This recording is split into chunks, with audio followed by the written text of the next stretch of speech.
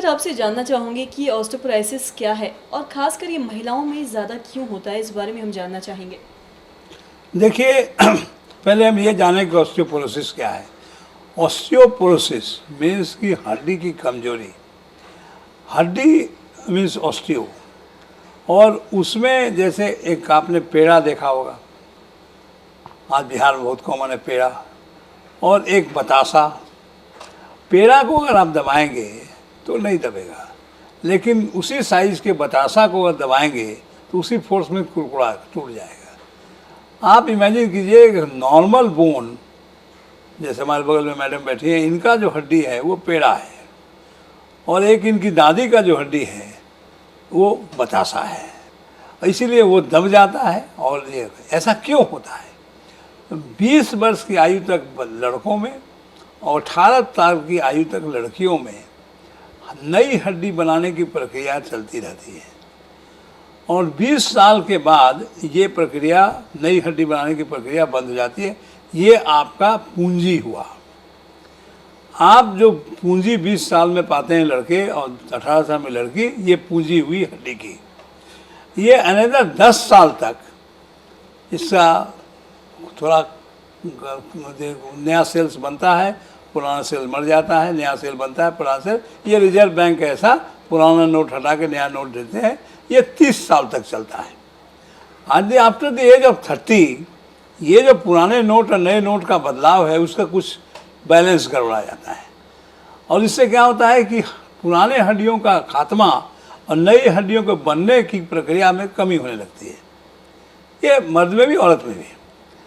औरतों में क्या है कि 45 साल के बाद जब उनका पीरियड्स बंद होता है तो उनके हार्मोन की कमी से नए सेल की बनने की प्रक्रिया में कमी और पुराने सेल के मरने की प्रक्रिया में बढ़ोतरी, ये दोनों इतना डिसबैलेंस हो जाता है कि हड्डी पोरोटिक हो जाता है, ये एकदम कहते हैं झालीदार हो जाता है, और बतासा कैसा होता है, जो दबाव पड़ता है तो वो दब जाता है। इसलिए आप पाएंगे कि ओल्ड लेडीज़ का हाइट भी घट जाता है, बिकॉज शरीर का हड्डी पूरा घट जाता है, वो थोड़ा झुक जाती हैं।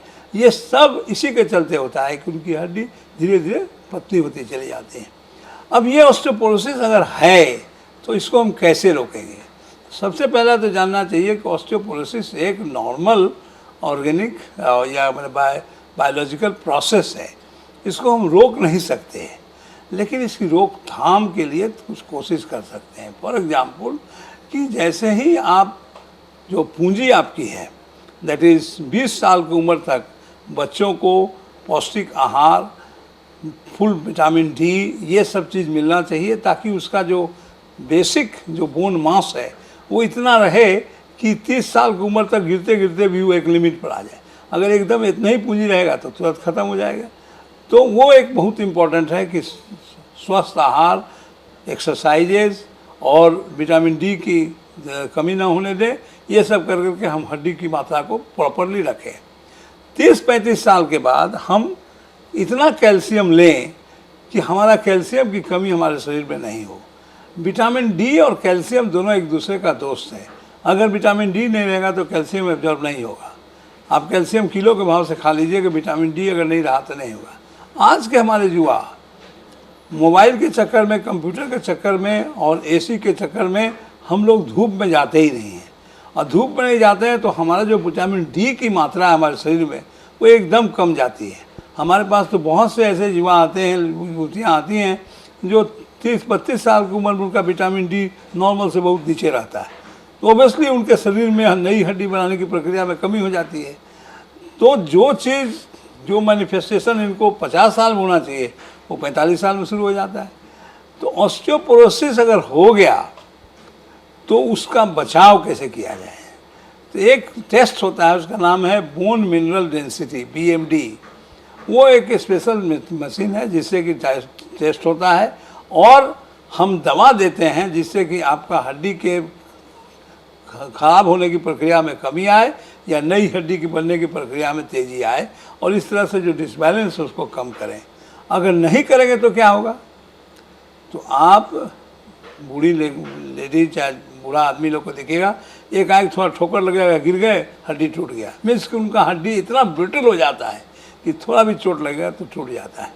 तो इनसे बचना अगर है तो हमें अपने ऑस्टियोपोरोसिस के बारे में जानना, उसके लिए जो दवाई हमें खाना चाहिए। और फिर वही चीज़, ऑस्टियोपोरोसिस के लिए कौन खाना खाएंगे, तो उसका सिंपल चीज़ है, fresh vegetables, green vegetables, fresh fruits and a very कहते हैं मोबाइल लाइफ। मीन्स कि आपको एक्सरसाइज जरूर करना चाहिए, हर एक जोड़ों को पूरा चलाना चाहिए, मॉर्निंग वॉक करना चाहिए, धूप में जाना चाहिए। ये सब काम करिए तो आपका हड्डी मजबूत रहेगा, तो ऑस्टियोपोरोसिस नहीं होगा। एक बार ऑस्टियोपोरोसिस हो गया तो आपको पता, इसलिए हम लोग ऑस्टियोपोरोसिस को बोलते हैं इट्स ए साइलेंट किलर। या होता क्या है कि जब लेडीज लोग में खास कर देखा जाता है कि 70-80 साल में इतना ज़्यादा उनका कैल्शियम घट गया कि उनकी कूल्हे की हड्डी टूट जाती है और फिर वो कभी उठ के बैठ नहीं सकती हैं। तो ये बहुत ही इम्पोर्टेंट है कि ऑस्टियोपोरोसिस के बारे में जन जागरण हो और इसके बारे में लोगों को मालूम हो कि ऑस्टियोपोरोसिस से कैसे बचा जाए। Exercises, proper food and a very good healthy life होना चाहिए। और सीडेंट्री लाइफ जिसमें कि बराबर बैठ करके कंप्यूटर पर काम कर रहे हैं, घूम नहीं रहे हैं, अपने आप को एक्सरसाइज नहीं कर रहे हैं, मांसपेशियों को मजबूत नहीं कर रहे हैं, तो आपको सफ़र करना होगा। Osteoporosis is a disease known as silent killer, because बुढ़ापा में ये बहुत आदमी का जान लेता है।